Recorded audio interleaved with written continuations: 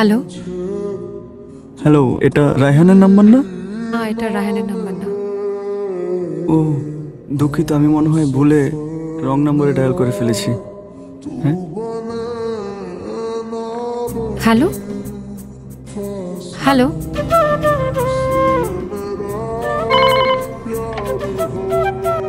Hello. আচ্ছা, এটা কি সত্যি সত্যি আমার বন্ধু রায়হানের নাম্বার না? না। আচ্ছা ঠিক আছে, আবারও সরি, কনফিউজ ছিলাম তো তাই আবারও কল দিলাম। না না, কোনো সমস্যা নেই, বলুন না। কি বলবো? যা খুশি বলুন। আপনার কণ্ঠ বেশ সুন্দর, শুনতে ভালোই লাগছে। অচেনা মানুষের কণ্ঠস্বরের ভার আপনি নিতে পারবেন না। কিভাবে নিতে পারবো সেটা না হয় শিখান। আমি ভালো শিক্ষকও না, এক শব্দে আপনাকে মহাভারত শেখাবো। আমি রাখলাম। দাঁড়ায় গেলি কেন? চল। তারা সকলেই অবস্থান নেবেন। আপনারা যথাসময়ে 1 নম্বর প্ল্যাটফর্মে উপস্থিত থাকবেন। আর আপনাদের যাত্রা শুভ হোক। ধন্যবাদ। আচ্ছা শুনছেন? জি বলুন। এই যে অ্যানাউন্সমেন্টটা হচ্ছে, এটা কার ভয়েস? ওনার নাম হাসান। আচ্ছা আচ্ছা, ওনার সাথে একটু দেখা করা যাবে? স্যার। হাসান সাহেবের সাথে একটু দেখা করা যাবে? আপনি হাসান সাহেব? না তো। হাসান সাহেব কোথায়? জি হ্যালো। হ্যালো, জি বলুন। আমি রূপা। আপনি আমাকে চিনবেন না বোধহয়। বেশ কয়েকদিন আগে আপনি আপনার এক বন্ধুকে কল করতে গিয়ে এই নাম্বারে ফোন করেছিলেন, মনে পড়ছে? ও হ্যাঁ, জি বলুন। না মানে, আসলে বিষয়টা খুব অদ্ভুত, বোধহয় আপনার বিশ্বাসও হবে না। সেদিন আমার কাজিনকে ট্রেনে উঠিয়ে দিতে গিয়ে আমি একটা কণ্ঠস্বর শুনতে পাই। আমি নিশ্চিত এই কণ্ঠস্বর আপনার, তাই ভাবলাম আপনাকে একটা কল করি। অদ্ভুত, আপনি আমার বাসার নাম্বার কোত্থেকে পেলেন? এটা তো পাওয়ার কথা না। শুনেছি মন থেকে চাইলে বিধাতাকেও পাওয়া যায়, সেখানে আপনার বাসার নাম্বার তো খুব সহজ বিষয়। আচ্ছা এখন বলুন কি চান? যদি বলি আপনাকে দেখার খুব ইচ্ছা হচ্ছে, তাহলে কি খুব অন্যায় হবে? রাত অনেক হয়েছে, ভালো থাকুন। Hello hello. হ্যালো, কে বলছেন? হাসান সাহেব। আপনি আবার কল করেছেন? শুনুন, আমি ভূমিতা একদম পছন্দ করি না। আমি আপনার সাথে দেখা করতে চাই, আর একজন মানুষ আরেকজন মানুষের সাথে দেখা করলে মহাভারত অশুদ্ধ হয়ে যায় না।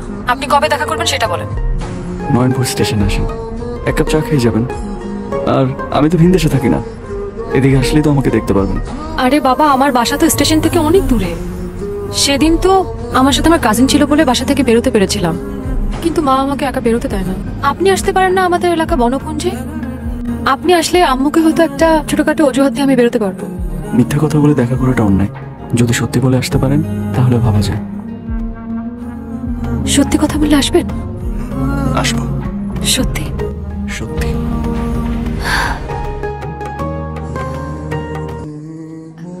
আপনি কি হাসান? জি হাসান। আমি রূপা। কেমন আছেন? সত্যি বলবো, সত্যি শুনতে সুন্দর লাগে। আপনাকে দেখে একটা অদ্ভুত অনুভূতি হচ্ছে, একটা অন্যরকম অনুভূতি। স্নিগ্ধ। মেয়েরা প্রশংসা শুনলে খুশি হয়, তাই বলছেন? সুন্দর মনের মানুষের চোখের দিকে তাকিয়ে আমি মিথ্যা বলতে পারি না। আপনি কি করে বুঝলেন আমার মন সুন্দর? চোখ তো সেটাই বলে।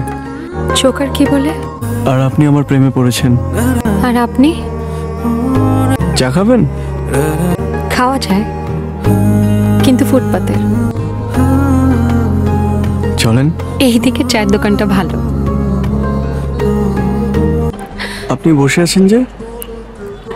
আপনার নাকি সর্ষে ইলিশ পছন্দ, তাই রান্না করে এনেছি। আপনি কি করে জানলেন আমার সর্ষে ইলিশ পছন্দ? নাকি দেখলেই বোঝা যায়, সর্ষে ইলিশে বাঙালি চেহারা। আর কি কি জানেন আমার ব্যাপারে? আপনি মানুষটা খারাপ না, ভালোই।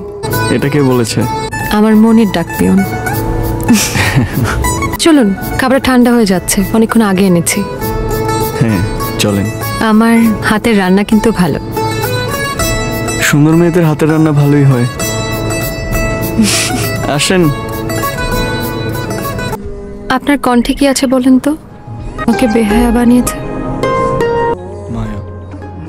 আপনি আমার মায়ায় ফেসেছেন। আর আপনি?